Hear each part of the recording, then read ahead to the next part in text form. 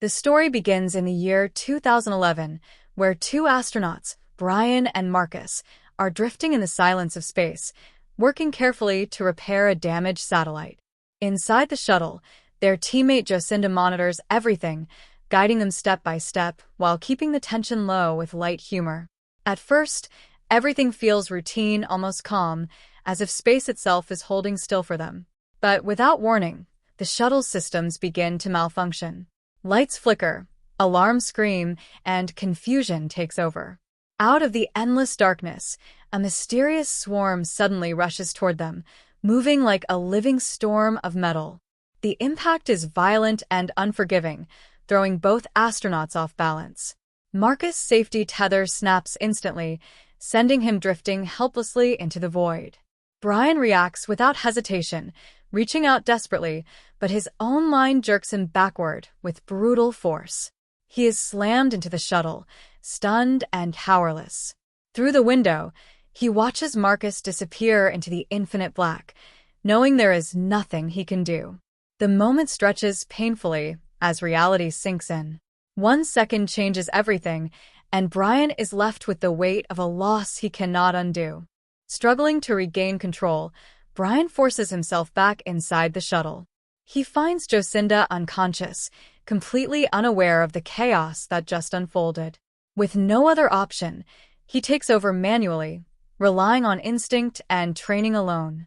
Every move is uncertain, every second critical, but somehow he manages to guide the damaged shuttle back to Earth.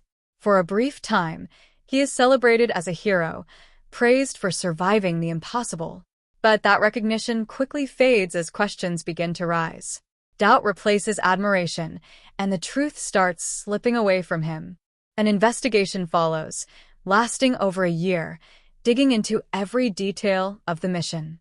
Jocinda cannot confirm Brian's story since she was unconscious the entire time. Without proof, his claims about the strange swarm sound unbelievable. Officials label the incident as human error, placing the blame entirely on him. Brian loses his position, his reputation destroyed overnight. His personal life falls apart just as quickly, with his wife Brenda taking their son Sonny and leaving. Everything he once had is gone, leaving him isolated and broken.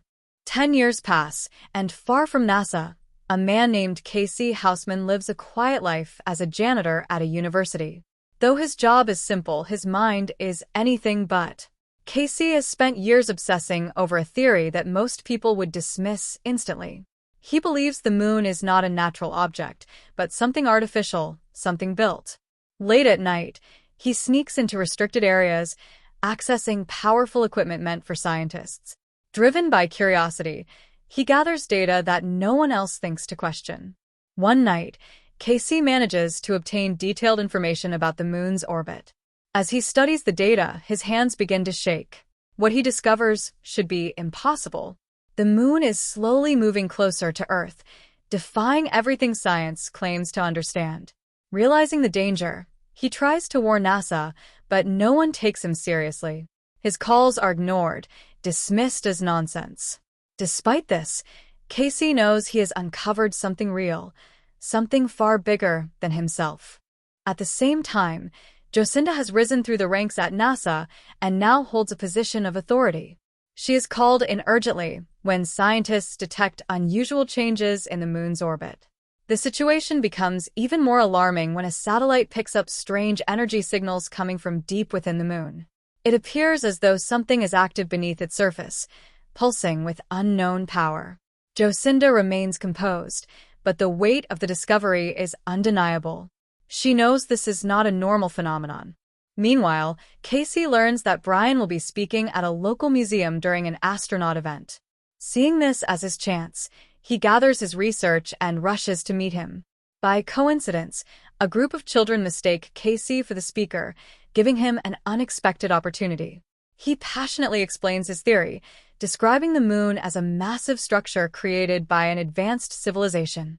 According to him, it is hollow, powered by something hidden at its core. His words sound unbelievable, yet his conviction is unshakable. Brian eventually arrives late, dealing with his own struggles, including unpaid rent and a declining life. When Casey approaches him with his theory, Brian dismisses him immediately, seeing him as just another conspiracy theorist. Security removes Casey, and in a last attempt, he throws his research papers at Brian. Without even glancing at them, Brian throws them away. To him, it is just more noise in a world that has already taken everything from him. But fate is not done with either of them yet. Later, Brian's life takes another hit when he learns his son Sonny has been involved in a dangerous incident. Trying to help only makes things worse, leading to consequences neither of them can escape. At the same time, NASA begins to understand the true scale of the crisis. The moon's orbit is now unstable, and within weeks, debris will start falling to Earth. Despite the urgency, officials hesitate, unsure of how to handle the situation. But the truth leaks out, and panic spreads across the world. As fear takes hold, society begins to collapse. People abandon cities, chaos fills the streets, and survival becomes the only priority. Watching the news, Brian suddenly remembers Casey and his discarded research. Realizing its importance, he retrieves the papers and tracks Casey down. This time, he listens. Casey explains everything in detail, revealing that the moon is a megastructure with a failing core. Before they can fully process it, disaster strikes as massive waves flood the area, forcing them to fight for survival. Back at NASA, a mission is launched to investigate the moon's strange activity. A probe descends into a deep crater, traveling farther than expected, as if there is no bottom. Suddenly, it accelerates uncontrollably. Moments later, a dark swarm appears, identical to the one Brian encountered years ago. It attacks without hesitation, destroying the spacecraft and killing the crew instantly. The footage confirms the worst fear. This is not random. The swarm is intelligent, calculated, and deadly. Jocinda uncovers hidden records proving that Brian's story from 2011 was true all along. The same entity has been active for years, hidden from the world. Further investigation reveals a secret from the past, dating back to early lunar missions. Evidence of advanced technology was discovered, but kept hidden. Now that decision has consequences. The threat has returned, stronger than ever. With time running out, Jocinda prepares a desperate plan to stop it. The only viable solution is an EMP device capable of disabling the swarm. Brian is brought in because of his experience flying without electronic systems. Despite everything he has lost, he agrees to help, but only if his son is brought to safety. With no other options left, a mission is prepared using an old shuttle. The world is already falling apart, with natural disasters increasing rapidly. It becomes clear that the moon is not just moving, it is affecting Earth on a massive scale. A critical discovery changes everything. At a precise moment, the moon's gravitational pull will be strong enough to assist the shuttle's launch. With perfect timing, they can reach it despite damaged equipment. It is a risky plan, but it is their only chance. As they prepare, they say emotional goodbyes, knowing this mission may be their last. The launch itself is chaotic, with massive forces threatening to destroy them before they even leave Earth. Reaching space, they witness the full scale of the disaster. The moon appears enormous, pulling oceans upward and cracking apart. Turning off all electronics, Brian pilots the shuttle manually, avoiding deadly debris. Meanwhile, on Earth, survival becomes increasingly difficult for those left behind. Every moment feels like the end is near. Yet, the mission continues, pushing forward into the unknown. As they approach the moon, they attempt to lure the swarm using the EMP. However, the entity behaves differently than expected. It is not attracted to machines alone but to human presence within them. This realization changes everything. To defeat it, they must go deeper, directly into the moon itself. Time is running out, and there is no turning back. Inside the moon, they discover a breathtaking yet terrifying truth.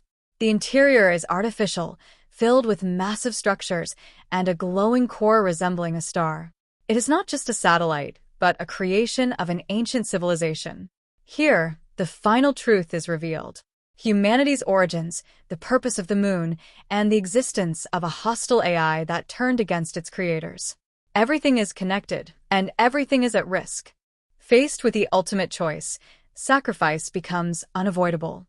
One must stay behind to lure the swarm and activate the EMP.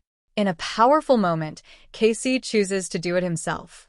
Despite his past, despite being ignored his entire life, he proves his worth in the end. As the swarm engulfs him, he triggers the device, creating an explosion that changes everything. The aftermath is devastating but hopeful. The moon stabilizes, the chaos begins to fade, and Earth slowly recovers. Survivors reunite, and life starts to rebuild. Brian and Jocinda return safely, finally finding some peace after everything they endured. But the story does not end there. Somewhere within the moon, something unexpected happens. Casey awakens, not as he was before, but as something new. The advanced system preserved his mind, giving him a second existence. For the first time in his life, he is seen, understood, and valued. And in that quiet moment, he finally realizes that his voice was never meaningless.